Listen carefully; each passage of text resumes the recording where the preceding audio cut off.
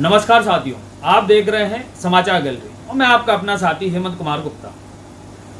Lockdown में व्यापार व व्यापारियों के हाल।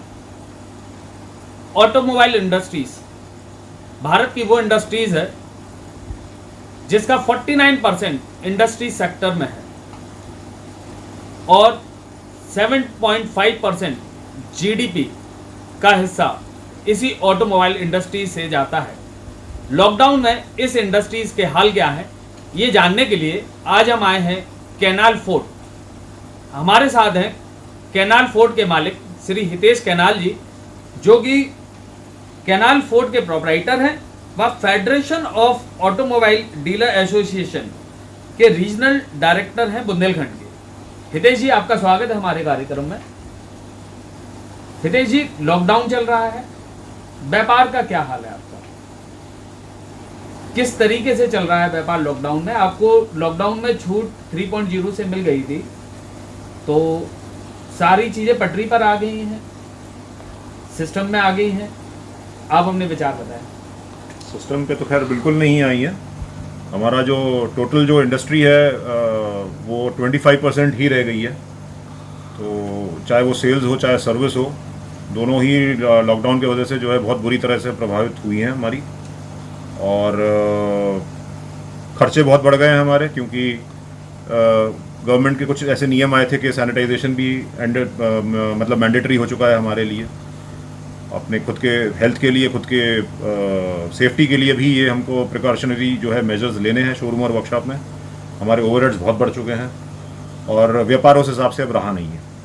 सर्विसेज गाड़ियों की आपके यहाँ चालू है, तो उससे तो खर्चे आपके निकल रहे होंगे।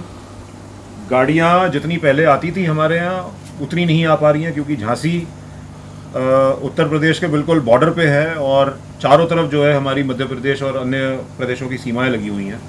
और क्योंकि आदमी कस्टमर हमारा जो है फ्रीली नहीं मूव कर पा रहा है, उसके वजह से गाड़ियाँ हमारी उतनी नहीं आ पा रही हैं जितनी पहले आती थी। सरकार द्वारा जो आत्मनिर्भर पैकेज बनाया गया है, उससे आपके ऑटोमोबाइल सेक्टर को कितना फ़ायदा होने की उम्मीद है आपको? गवर्नमेंट ने एमएसएमईज के लिए पैकेज निकाला है, लेकिन स्पेसिफिकली ऑटोमोबाइल सेक्टर के लिए अभी तक गवर्नमेंट ने कोई भी एज सच कोई आर्थिक पैकेज या कोई सपोर्ट पैकेज कोई नहीं निकाला है, जिसके लिए हम लोगों की लगातार प्रयास और हम लोग का लगातार रिक्वेस्ट जो है हम लोग कर रहे हैं गवर्नमेंट को। और मतलब 7.5% हमारा जो ऑटोमोबाइल इंडस्ट्री है वो 7.5% जीडीपी के जो है कंट्रीब्यूशन जो है हमारा 7.5% है ऑटोमोबाइल साइड का। और लेकिन उसके बावजूद गवर्नमेंट का कोई भी ऑटोमोबाइल सेक्टर के लिए कोई भी एज सच कोई अलग से कोई पैकेज या कोई सपोर्ट हम लोग को नहीं मतलब देखा गया, हम लोगों के कोई दिया गया। इसके अलावा हमारे सारे जो ऑटोमोबाइल डीलर्स हैं हम लोग, चाहे 2 व्हीलर के डीलर हों, चाहे 4 व्हीलर के डीलर हों, चाहे 3 व्हीलर, चाहे कमर्शियल हो, सबके जो फिक्स्ड एक्सपेंडिचर है वो तो हो ही रहे हैं। हमारी किस्तें रेगुलरली जा ही रही हैं, हमारा बिजली का बिल मिनिमम का है वो आ ही रहा है, सैलरीज हमारी जा ही रही हैं, चाहे बंद हो चाहे खुला हो। तो पिछले 2.5 महीने के लॉकडाउन में हम लोग के जो ओवरहेड्स हैं वो और दुगने तिगने हो चुके हैं। इसके अलावा जैसे मैंने पहले बताया, सैनिटाइजेशन के लिए हम लोग बहुत सारे केमिकल्स का जो सरकार द्वारा जो है जो प्रेस्क्राइब जो केमिकल्स हैं वो सैनिटाइजेशन के लिए हम लोग यूज़ कर रहे हैं, सैनिटाइजर्स यूज़ कर रहे हैं, मास्क हम लोग जो है कस्टमर्स को दे रहे हैं, अपनी स्टाफ को दे रहे हैं। तो ये सारे ओवरहेड्स और हमारे बढ़ चुके हैं, जिसका कोई आगे जो है अभी हमको दिख नहीं रहा है कि ये सारा खर्चा हमारा कैसे मेंटेन होगा, कैसे ही हम प्रॉफिट्स में आएंगे, कैसे होगा। आप चूंकि फेडरेशन के सदस्य हैं और ऐसा सुनने में आ रहा है कि फेडरेशन महानगरों में जो भी शोरूम्स वगैरह हैं वो बहुत ही उच्च किराए पर हैं, मतलब हैवी रेंटेड हैं। तो ऐसा सुनने में आ रहा है कि लोग शोरूम के खर्चे मेंटेन नहीं कर पा रहे हैं। तो ऐसा गवर्नमेंट की तरफ से उनको कोई हेल्प मिल रही है क्या? नहीं, ऐसी कोई हेल्प नहीं है सरकार की तरफ से। सबसे ज़्यादा जो इम्पैक्टेड जो डीलर हैं वो टियर 1 और टियर 2 सिटीज़ के हैं, जो जैसे दिल्ली, बॉम्बे जैसी जगह जहाँ पर प्राइम लोकेशन में लाखों रुपए महीने का वो किराया दे रहे हैं। तो ऐसे में किराएदार तो अपना किराया मांग ही रहा है।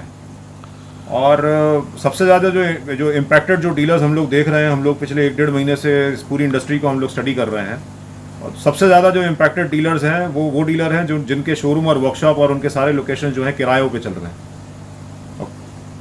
बंद इंडस्ट्री में भी उनको किराया देना पड़ रहा है किराएदारों को। हितेश जी, आपको क्या उम्मीद है कि आपका व्यापार जैसा लॉकडाउन के पहले था उसी पटरी पे कब तक आने की उम्मीद है आपको?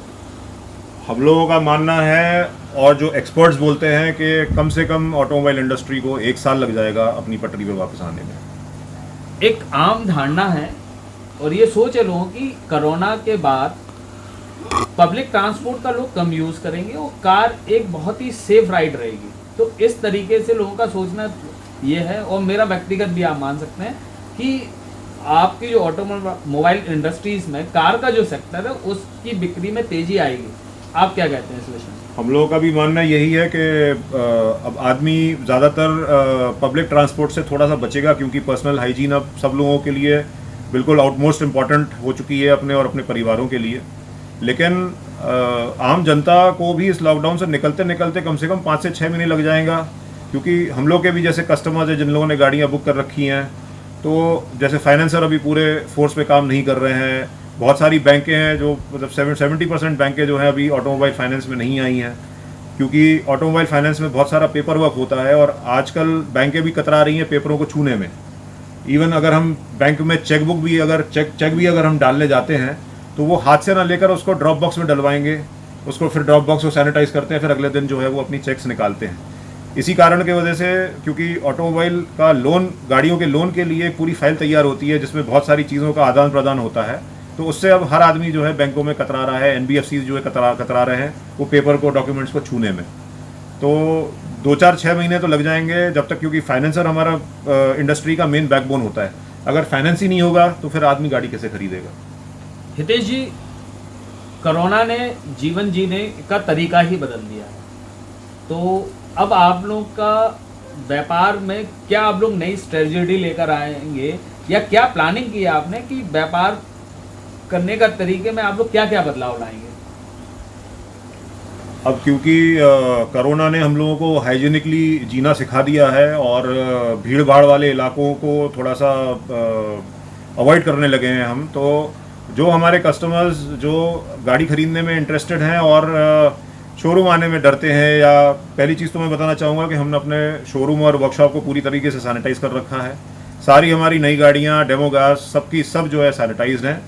लेकिन फिर भी जैसे अगर आदमी, कोई कस्टमर हमारा हो और हमसे पूछे कि भाई हमको एक कोई पर्टिकुलर प्रोडक्ट देखना है या उसका कोई वेरिएंट देखना है, तो हम लोग अब डिजिटल प्लेटफॉर्म पे धीरे धीरे जा रहे हैं।